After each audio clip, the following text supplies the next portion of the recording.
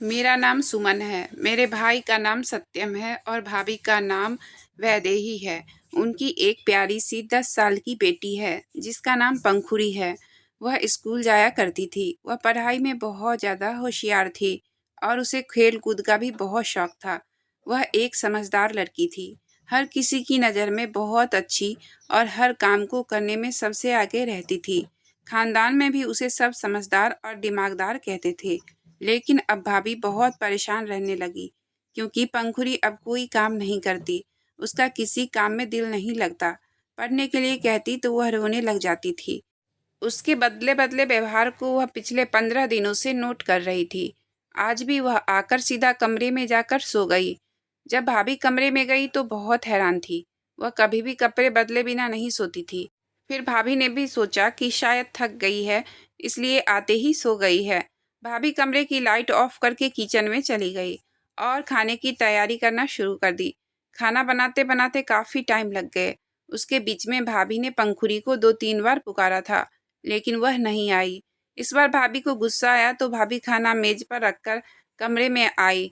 Light on करके भाभी ने उसे सख्ती से पुकारा, पंखुड़ी उठ जाओ, बहुत सोली, तुम्हारे पास बस 1 मिनट का टाइम है। अगर तुम 1 मिनट के अंदर नहीं आई तो मैं तुम्हारे साथ बुरा व्यवहार करूंगी। तुम्हारे नखरे नहीं खत्म हो रहे हैं। शायद वह भाभी के गुस्से से डर गई थी। तभी वह बेड से एकदम से उतर गई और तब भाभी ने देखा तो उसके हाथ कांप रहे थे। भाभी को शर्मिंदगी हुई कि छोटी सी बच्ची को इतना तेज डांट दिया। वह उसके पास आई, यूं प्यार से धीरे से बोली, पंखुड़ी बेटा, कपड़े चेंज करके नीचे आ जाओ, खाना ठंडा हो रहा है, फिर होमवर्क भी तो करना है। अपनी बेटी को भाभी ने प्यार करते हुए सीने से लगाकर कहा, लेकिन वह डांट लगने की वजह से उनसे और टाइट से चिपक गई। उसका ऐसा व्यवहार देखकर भाभी शॉक्ड हो गई थी। वह ऐसा बर्ताव क्यों कर रही थी? तभी भाभी ने कहा, मुझे माफ़ कर दो मेरी बेटी, मुझे ख्याल करना चाहिए था। आज के बाद ऐसा नहीं होगा। चलो फ्रेश हो जाओ, फिर मम्मा अपने हाथ से खाना खिलाएगी। अपनी बेटी को खुद से अलग करती हुई भाभी बोली और फिर उसे वॉशरूम भेज दिया और खुद किचन में आ गई। किचन में आकर भाभी ने सारा खाना मेज पर लगाया और भाभी उसका इंतजार करने लग गई। 15 मिनट हो गए तो भाभी ने उसे आवाज़ दी कि बेटा आ जाओ, खाना खाएंगे। लेकिन कोई जवाब नहीं आया। भाभी ने सोचा शायद कपड़े बदल रही होगी। भाभी ने खाना प्लेट में डाल दिया और घड़ी में वक्त देखा। फिर मोबाइल उठाकर मोबाइल देखने लगी। शायद 1 घंटा गुजर गया, वह नहीं आई। अब की बार भाभी खुद कमरे में गई और कमरे का वॉशरूम का दरवाज़ा खोला। वह भाभी के सामने ही खड़ी थी। भाभी उसे देखकर एकदम घबरा गई थी। वह अपने नाखूनों से अपने हाथ और अपने चेहरे को नोच रही थी। भाभी आगे बढ़ी और उसे शावर से दूर करके शावर बंद कर दी। यह क्या किया तुमने? सारे कपड़े गीले क्यों कर दिए? भाभी को गुस्सा आने लगा था, लेकिन वह शांत खड़ी रही और भाभी सवाल कर रही थी, लेकिन पंखुड़ी का रंग फीका पड़ गया। वह पलटकर बोली, कुछ नहीं किया, जैसे कोई चोरी पकड़े जाने का डर हो। भाभी बोली, पंखुड़ी, हाल देखा है तुमने क्या कर लिया है? भाभी उसे बाजू से पकड़कर कमरे में ले आई। पंखुड़ी बोली, माँ, मुझे गर्मी लग रही थी। भाभी बोली, गर्मी लग रही थी? मौसम देखो, सर्दियाँ आने वाली है और सर्दी हो रही है और तुम्हें गर्मी लग रही थी। भाभी गुस्से से बोली, बेटा, क्यों सता रही हो तुम मुझे इतना? पंखुड़ी रोते हुए बोली कि मम्मा, मुझे माफ़ कर दो प्लीज़, मुझसे गुस्सा ना हो, मैं आज के बाद ऐसा कुछ नहीं करूँगी। वह भाभी का दुपट्टा पकड़े हुए यह सब बोल रही थी। फिर भाभी ने उससे प्यार किया और फिर उसके कपड़े चेंज करवाकर बाहर ले आई। उन्होंने खुद अपने हाथों से उसे खाना खिलाया और फिर बहुत मुश्किल से उसका होमवर्क करवाया। वह किसी भी हालत में काम नहीं करना चाहती थी। पहले भाभी ने उसका काम कंप्लीट करवाया, फिर टीवी ऑन कर दिया। कुछ देर बाद मैं किचन का सारा काम करके आंगन में आई। मैंने उसे सोने को कहा। वह तो जैसे कमरे में जाने के लिए तैयार ही बैठी थी। मेरे कहने पर वह फौरन कमरे की तरफ दौड़कर गई। मैं बहुत ज़्यादा हैरान थी। ज़्यादातर तो उसे टीवी के सामने से उठने के लिए कई बार कहना पड़ता था, लेकिन आज वह पहली बार कहने पर ही उठकर चली गई। भाभी भी दिन भर के काम से फ्री होकर कमरे में आकर लेट गई। भाभी सोच ही रही थी कि मेरी बेटी को क्या हुआ है। तभी पंखुड़ी उठकर बैठ गई। बेटी की आवाज़ सुनकर भाभी भी उठ गई। जब भाभी ने लाइट ऑन की और पंखुड़ी को देखा तो उसका पूरा चेहरा पसीने से भीग गया था। तब भाभी ने कहा, मेरी बच्ची, क्या हुआ है? मैं यही हूँ। वह उसे सीने से लगाकर बोली थी। वह बुरी तरीके से कांप रही थी। भाभी बोली, क्या हुआ? कोई बुरा सपना देखा है क्या? भाभी के पूछने पर उसने हाँ में सर हिलाया, लेकिन उसके चेहरे पर भाभी को अजीब तरह की घबराहट नजर आई, जैसे वह कुछ कहना चाहती हो, लेकिन कह नहीं पा रही हो। अब भाभी उससे लेकर परेशान रहने लगी थी, लेकिन भाभी ने उससे कहा कि कोई बात नहीं, तुम तो बहादुर हो, ऐसे डरते नहीं है, चलो सो जाओ। शाबाश, उसे अपने साथ लेटाती हुई भाभी बोली, और थोड़ी ही देर में वह गहरी नींद में सो चुकी थी। उसे चैन और सुकून से सोता देख भाभी भी लाइट बंद करके सो गई। सुबह जब उसे स्कूल के लिए उठाया तो वह स्कूल ना जाने की जिद करने लगी। कह रही थी, मुझे पढ़ना नहीं है, मैं घर में ही रहूंगी, आपके साथ काम करूंगी। भाभी उसकी बात सुनकर हैरान रह गई थी। कहाँ वह पढ़ाई की माला जपती रहती थी, कहती रहती थी कि मैं पढ़ाई करूंगी, पढ़ाई करके मैं बड़े ऑफिसर बनूंगी। और यह सब अजीब हरकतें भाभी को बहुत ज़्यादा परेशान करने लगी थी। भाभी ने उसे तैयार किया और उसे स्कूल भेज दिया। दोपहर को वह स्कूल से आई और बैग मेज पर रखकर कमरे में चली गई। भाभी कमरे में गई तो उसे बिस्तर पर सोते हुए देखा। भाभी ने बोला कि पंखुरी, आज नहीं सोना है, उठ जाओ, कल भी तुम ट्यूशन नहीं गई। भाभी ने उसे जबरदस्ती उठाया और उसके कपड़े बदलकर उसे खाना खिलाया और उसे ट्यूशन भेज दिया। भाभी उलझी सी परेशानी में सोचती हुई किचन में आ गई और थोड़ी देर बाद घर का बेल बजा तो भाभी ने दरवाज़ा खोला तो बाहर पंखुड़ी खड़ी थी। दरवाज़ा खुलते ही वह आकर आंगन में पड़ी एक चारपाई पर बैठ गई। भाभी ने उसे देखा तो वह खोई खोई सी लगी। भाभी ने पंखुड़ी से पूछा, क्या बात है, ऐसे क्यों बैठी हो? उसने कहा, कुछ नहीं मम्मा, मैं तो बस ऐसे ही। वह हकलाकर बोली थी। उसका चेहरा बेहद ख्वाब में लग रहा था और वह एकदम सफ़ेद हो गया था। उसका चेहरा देखकर भाभी को भी खौफ आ रहा था। उसका हाथ पकड़कर भाभी ने उसे अपने पास बैठाया और पूछा कि क्या बात है, इस तरह से क्यों डर रही हो? स्कूल में किसी से झगड़ा हुआ है क्या? पंखुड़ी बोली, नहीं नहीं मम्मा, मैं क्यों झगड़ा करूंगी भला? वह हकलाकर बोली थी और फिर उठकर अंदर भाग गई। भाभी को शक हुआ, लेकिन फिलहाल के लिए भाभी ने कुछ पूछना सही नहीं समझा। आज शाम को भाई भी घर आए थे। भाई पंखुड़ी को साथ लेकर कमरे से बाहर आए और कुर्सी पर बैठा दिया। खाना लग चुका था। पंखुड़ी बहुत खामोशी से बैठकर खाना खाती रही। भाभी इस चीज की आदी हो चुकी थी, इसलिए वह भी चुपचाप बैठी खाना खा रही थी। लेकिन भाई सारा वक्त पंखुड़ी को ही देखते रहे।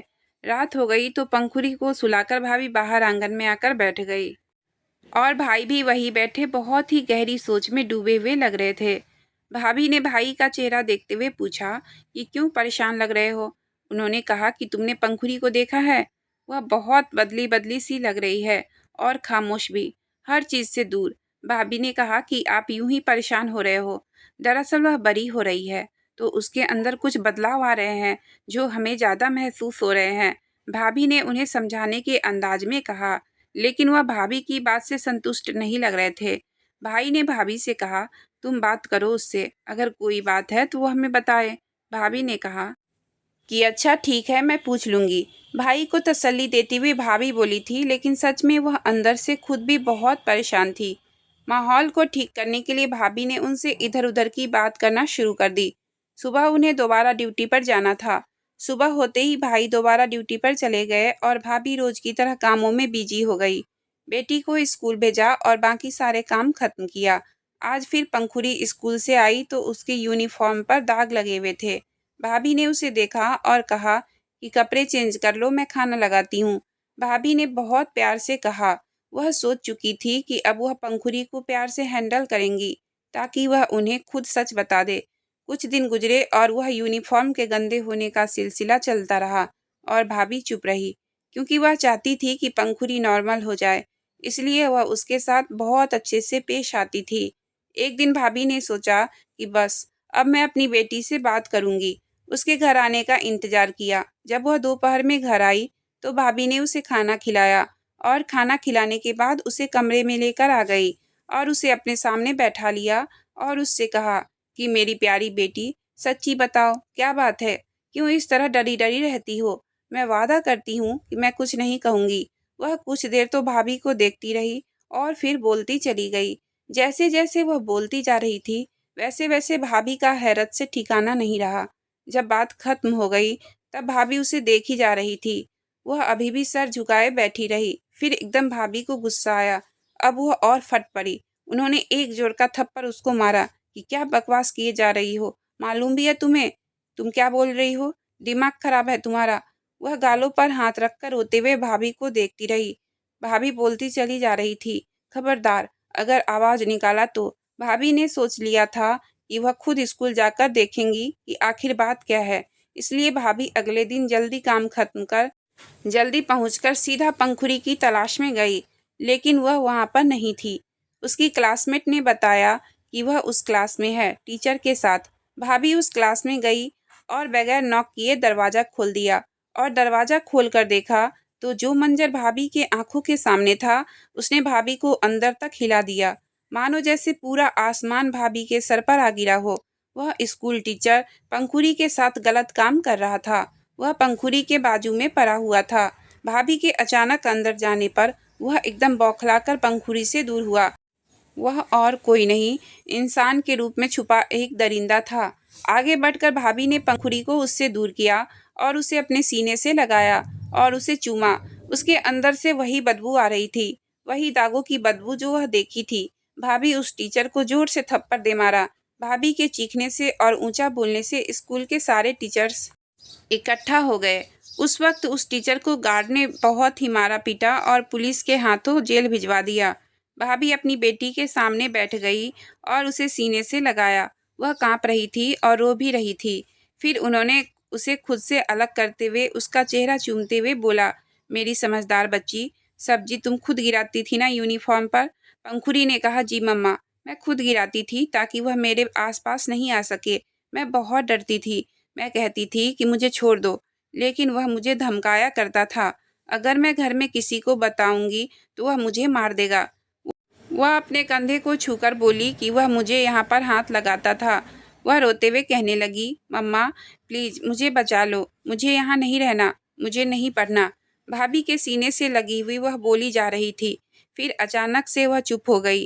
भाभी ने कहा, पंखुड़ी बेटा, आंखें खोलो बेटा। भाभी ने आवाज़ दी, लेकिन उसने आंखें नहीं खोली। फिर वह पंखुड़ी को करीब के अस्पताल लेकर गई तो डॉक्टर ने बताया कि डर की वजह से वह बेहोश हो चुकी है। भाभी के पैरों तले जैसे किसी ने जमीन खींच ली हो। जल्दी से उन्होंने भाई को फ़ोन किया और सब कुछ बता दिया। जब भाई वापस आए तो अपनी जान से प्यारी बेटी को इस हालत में देखकर तो उनकी कमर ही टूट चुकी थी। भाभी खुद सोच में बैठी हुई थी, यह सब उनकी ही गलती थी, वरना पंखुड़ी ने तो भाभी को सच बताने की कोशिश की थी। उसकी यह हालत, उसके साथ जो हुआ, उसकी वजह से उसकी पढ़ाई से दिल उठ गया था। जब भाभी को उसने सच बताने की कोशिश की थी तब वह भी उसकी बातों पर विश्वास नहीं कर रही थी। भाभी तो यह सब सोच भी नहीं सकती थी। भाभी तो उसे झूठ समझ रही थी कि कोई टीचर ऐसे कैसे कर सकता है, और सिर्फ पंखुड़ी को ही नहीं, वह आज तक पता नहीं कितनी लड़कियों के साथ यही सब कर चुका था। स्कूल वालों ने बताया कि वह हमारे स्कूल के एक बहुत अच्छे टीचर थे। उन्होंने कभी किसी लेडी टीचर के साथ भी कोई बदतमीजी नहीं की है, कभी कोई ऐसी बात नहीं की थी। इसलिए वहाँ के टीचर्स को अभी तक उन पर बहुत विश्वास था और वह कहता था कि यहाँ पर जितनी भी लेडी टीचर्स काम कर रही है वह सब मेरी बहनें हैं। सब लोग उन पर बहुत विश्वास करने लगे थे, लेकिन कोई नहीं जानता था कि वह इंसान के वेश में छुपा एक दरिंदा था, जिसकी वजह से आज पंखुड़ी इस हालत में थी। इसके बाद से वह वक्त से पहले ही बरी हो गई थी। अब वह खामोश रहती है और बहुत गहरी गहरी बातें करने लगती है। पढ़ने तो अभी जाती है, लेकिन भाभी भाई ने उसका एडमिशन दूसरे स्कूल में करवा दिया था। लेकिन पंखुड़ी की मासूमियत अब वापस नहीं आ सकती थी। भाई भी अब भाभी से दूर दूर रहने लगे थे। भाई को इन सब बातों में भाभी की ही गलती लगती थी और वह गलत भी नहीं कहते थे। इसमें सच में भाभी की ही गलती थी। उनकी ही लापरवाही का यह नतीजा था। उन्हें अपनी बेटी का ख्याल रखना चाहिए था, लेकिन उन्होंने अपनी सारी तवज्जो घर के काम में लगा दी थी।